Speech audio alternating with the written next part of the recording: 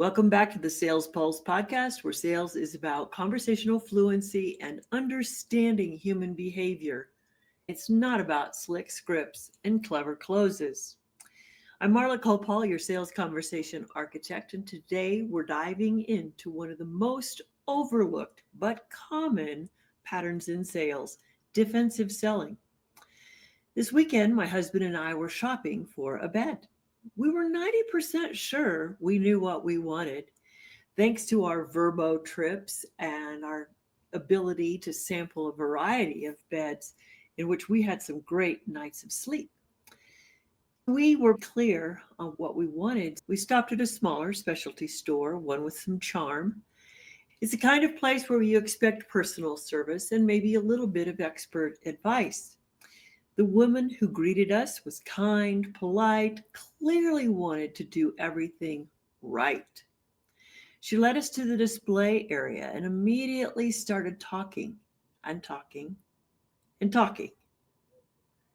The only thing she asked us was, were we side sleepers or back sleepers? Then she was off to the races. She began describing each bed in painstaking detail, why she liked it, why we might like it. She described the materials and the coils and the warranties. When you're buying a bed, what's the first thing you want to do? You want to feel it. Then you want the details. A lot was missed right there in the first 5 minutes of that conversation. Not once did she ask, what have you already tried or liked or disliked? And what brought you in today? Meaning, not yesterday, not tomorrow, but what brought you in today? She would have learned so much about us that she might have been able to skip a lot of her script and let us just experience and then discover. So 15 minutes after we were there, I got to lie down on a bed. And even then, she kept talking almost to the point where she was telling me what I wanted to feel and what I should be feeling. Now, it was nice for her to point out some of the extra features on the mattress because I then became aware. But at the same time, I do like to make my own choice about how I feel in my bed. It was a rather interesting experience, and I'm holding back on my years of sales experience to not interrupt her and just let her be comfortable because we were 90% sure we were going to get a bed. When I spot activity like this, after having been a sales coach and in sales for over 50 years, I saw the pattern. She wasn't pushy, she wasn't arrogant, but she was overly scripted because she was very defensive.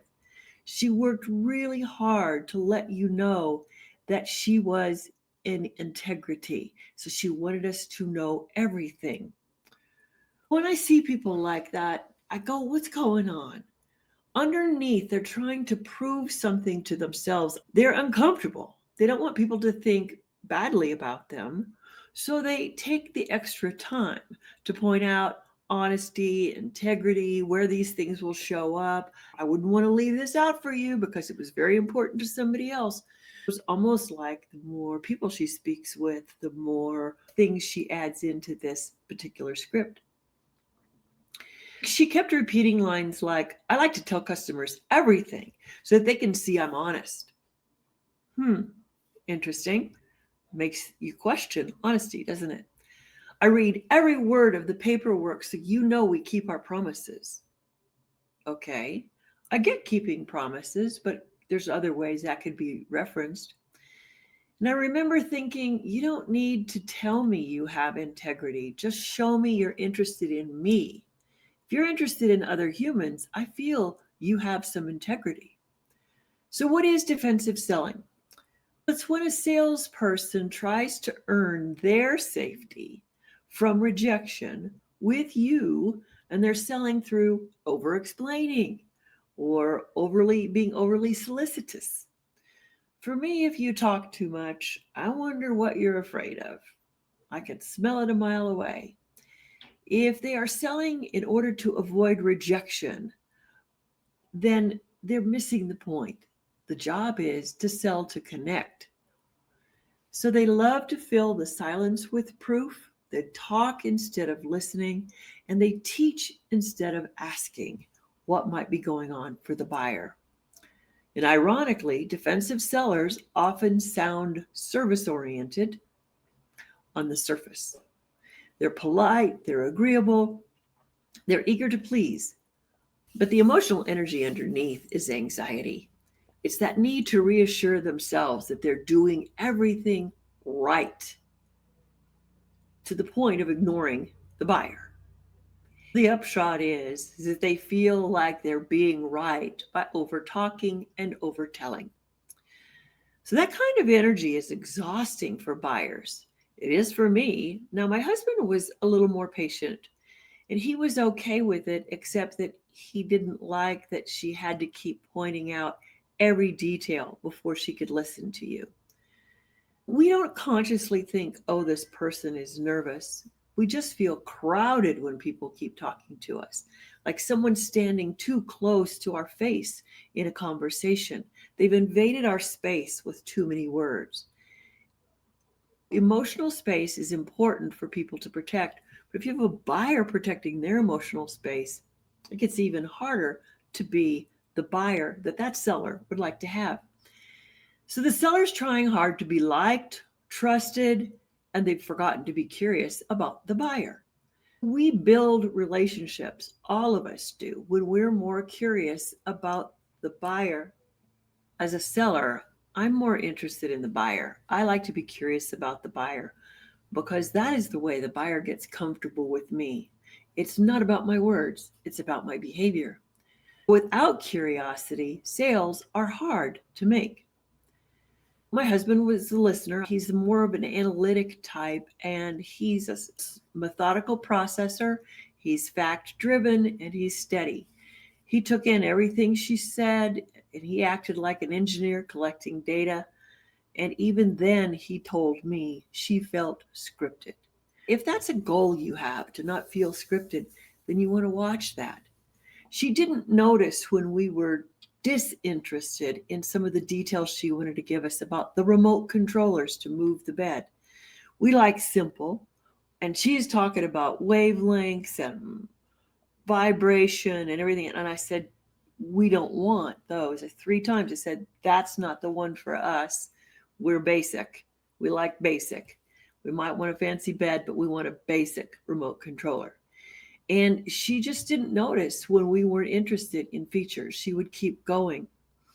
So I let him take the lead because my patience was wearing thin with the litany, and I still haven't laid down on the bed. So I'm walking around the store looking at other things, and I could hear her across the store. Very nice lady. There's just nothing wrong to be upset about, except the style, with me being as critical as I am, or wanting to help someone shift their style. Then that was my problem. So I walked away so I wouldn't be an irritant in the conversation. But finally, 15 minutes later, I got to lay down on the bed.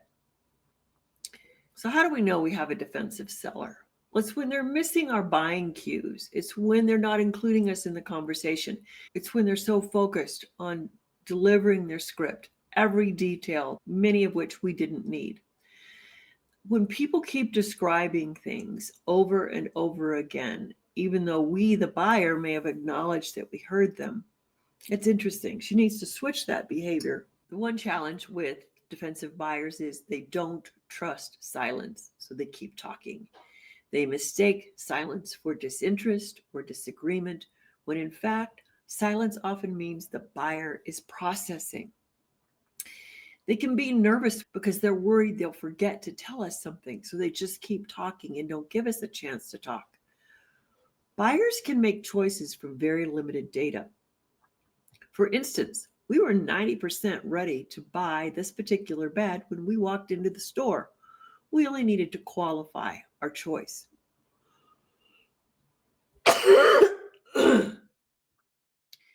Defensive selling comes from good intentions gone sideways. Many people are over-explaining because they want to show purity. They want to show integrity. Here's the truth.